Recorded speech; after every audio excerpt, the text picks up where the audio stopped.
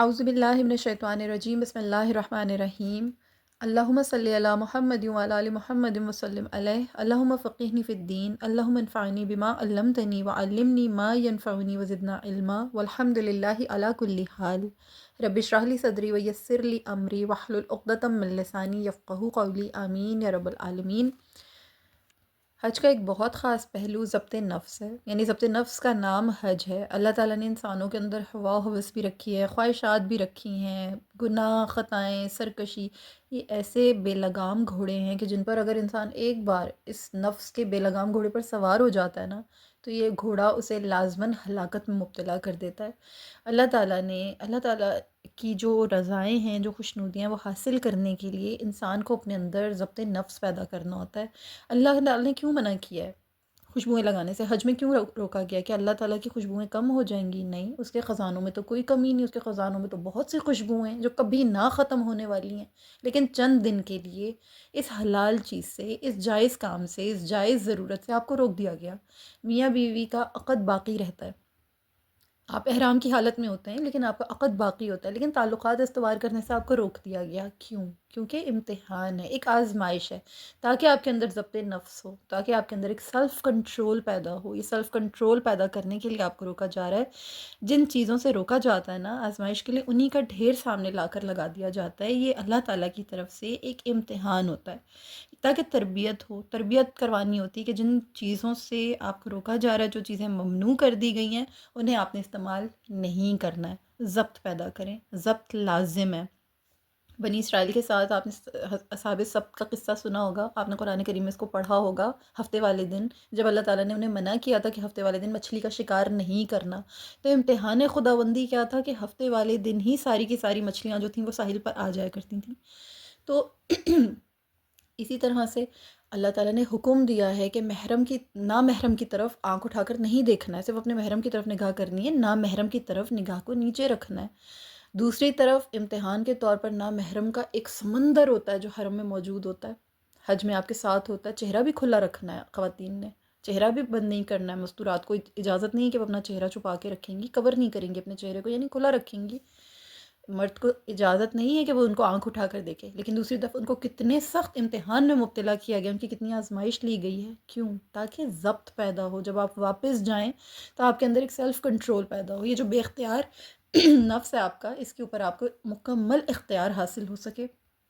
ये नफ्स पर कंट्रोल करते करते करते करते दर हकीकत एक ऐसी स्टेज आ जाती है कि इंसान फ़ना के दर्जे में पहुंच जाता है, अपने आप को ज़म कर देता है अल्लाह ताला की रज़ाओं में, अल्लाह ताला के अहकामात में, अल्लाह ताला की खुशनुदियों में। यानी हज दर हकीकत ना फ़ना का भी नाम है। हमारा रवैया इसके बिल्कुल बरक्स होता है। हम बहुत मुख्तलिफ़ रवैयों के साथ चल रहे हैं, हमारे रवैयों में बहुत तज़ाद है। हमें जहाँ ये हुक्म था कि अपनी नफ्स को मारना है, अपनी खुदी को मिटाना है, अपने आप को बिल्कुल सरेंडर करना, ख़त्म करना है, हम क्या करते हैं? हज होते ही अलहाज, और अलहाज का इतना वज़न होता है कि हाथियों की पूरी एक जमात भी उस अलहाज का जो वज़न है ना वो उठा नहीं पाती है। हाजी साहब बहुत ऊंची चीज़ बन जाते हैं, अपने इलाके में जाकर अपने बड़े बड़े किस्से सुनाते हैं। लोग उनको निहायत अलग निगाह से देख रहे होते हैं, यानी सब आम लोग जो बैठे हुए होते हैं उन तमाम में अगर कोई हाजी साहब हैं तो हाजी साहब कोई अलग ही प्लानट की मखलूक बन चुके होते हैं। इन चीज़ों को ख़त्म करना है। हज की जो बसीरत है ना, जो अल्लाह ने हाजी को दी है, जो हाजी को चाहिए, जो हाजी को हासिल करनी है, वो बसीरत इसी फ़नाइयत के अंदर है। अपने आप को ख़त्म करेगा जिसने अपने नफ्स को पहचान लिया, उसने अपने रब को पहचान लिया।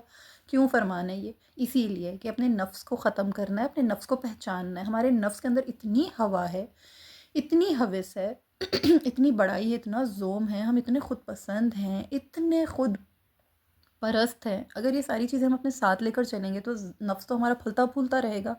कंट्रोल कैसे पैदा होगा? अपने इस नफ्स को कुचलने की आदत कहाँ से लगेगी? जब आपको अपनी ज़ात के सिवा कोई नज़र ही नहीं आता तो फिर रब आपको कहाँ से नज़र आएगा? आपने अपने आप को भुलाना है तो अपने रब को पहचानना है। अपने रब को सिर्फ़ उस वक़्त पहचान सकेंगे, अल्लाह ताला आपको सिर्फ़ उस वक़्त अपनी पूरी शान और पूरी जलालत के साथ नज़र आएगा जब आपकी निगाह खुद से हटेगी। हमारे सारे मामलात ही उलट हैं। हम नमाज़ पढ़ रहे होते हैं, दिल हमारे कहीं और होते हैं, ज़ुबान से हम कुछ और कह रहे होते हैं, सोच हम कुछ और रहे होते हैं।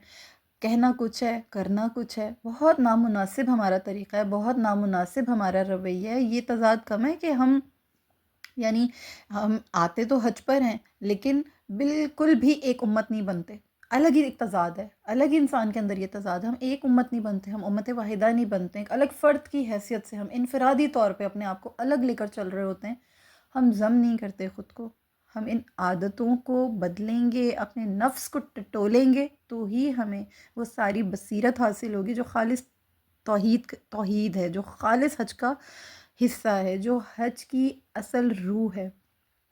خالص توحیدی حج یہی ہے کہ انسان اپنا زوم ختم کر دے، انسان اپنی یعنی یہ سوچے نا کہ ہماری عبادت کے ساتھ ہمارا عمل ٹکرا جاتا ہے، ہمارے عمل کے ساتھ ہماری نیت ٹکرا جاتی ہے، اور ہر چیز ہماری جب ایک دوسرے کے ساتھ ٹکرا رہی ہوتی ہے، ہمارے یہ امتیازات ختم کرنے کا نام فنا ہے، ہمیں یہ امتیازات ختم کرنے ہیں، کہیں کوئی امتیازی حیثیت نہیں رکھنی ہے، کسی چیز میں ہمیں خود کو بہت سپیریئر نہیں سمجھنا ہے، ایسے ہی فنا ملے گی۔ اگر ہم یک طرفہ ہوں گے تو ہی ہم اللہ کو پائیں گے، یا تو ہمیں شیطان کا ہونا ہے یا ہمیں رحمان کا ہونا ہے، ہمیں یک طرفہ ہونا پڑے گا، ہمیں رحمان کا ہونا ہے، ہمیں اللہ تعالیٰ کا ہونا ہے۔ ہمارا ایک قصور یہ بھی ہے کہ کسی کا غلط کام دیکھتے ہیں تو اس کی فوراً ہم اس کی پکڑ کر لیتے ہیں، ہم فوراً اس کو کرٹیسائز کرنے لگ جاتے ہیں، ججمنٹل ہو جاتے ہیں کہ اس سے ملتے جلتے چاہے ہم نے 85 کام بھی کیے ہوئے ہوں، ہم نہیں دیکھتے، اپنے اوپر دھیان نہیں دیتے، ہمیں ہمارے کیڑے نظر نہیں آتے، ہم اپنی پکڑ اپنا محاسبہ نہیں کرتے۔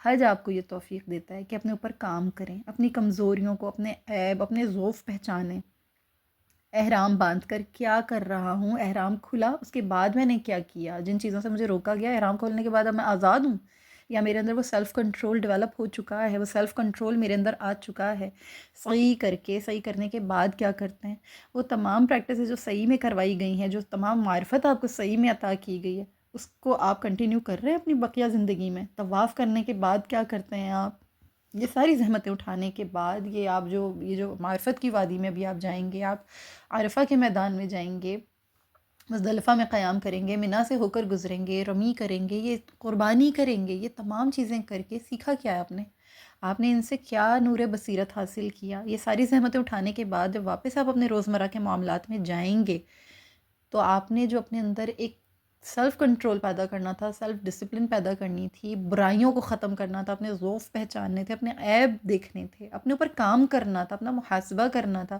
کیا آپ نے وہ کیا ہے؟ یہ تمام چیزیں حج آپ کو توفیق دیتا ہے، حج آپ کو فرصت دیتا ہے کہ اپنے اوپر گہری نگاہ ڈالیں، گہرا اپنا جائزہ لیں اور اپنے اندر ضبط نفس پیدا کریں، کنٹرول پیدا کریں۔ سیلف کنٹرول ہوگا تو یقیناً آپ کا یہ جو سرکش گھوڑا ہے نفس کا، یہ آپ کو ہلاکت میں مبتلا نہیں کرے گا، ادروائز یقیناً آپ کے لیے ہلاکت ہے، اور اس حج کی مشقت اور حج کی زحمت سے بھی آپ کو پھر کوئی فائدہ نہیں ہوا ہے۔ اللہ سمجھنے کی توفیق عطا فرمائے، وآخر الدعوانا ان الحمد للہ رب العالمین۔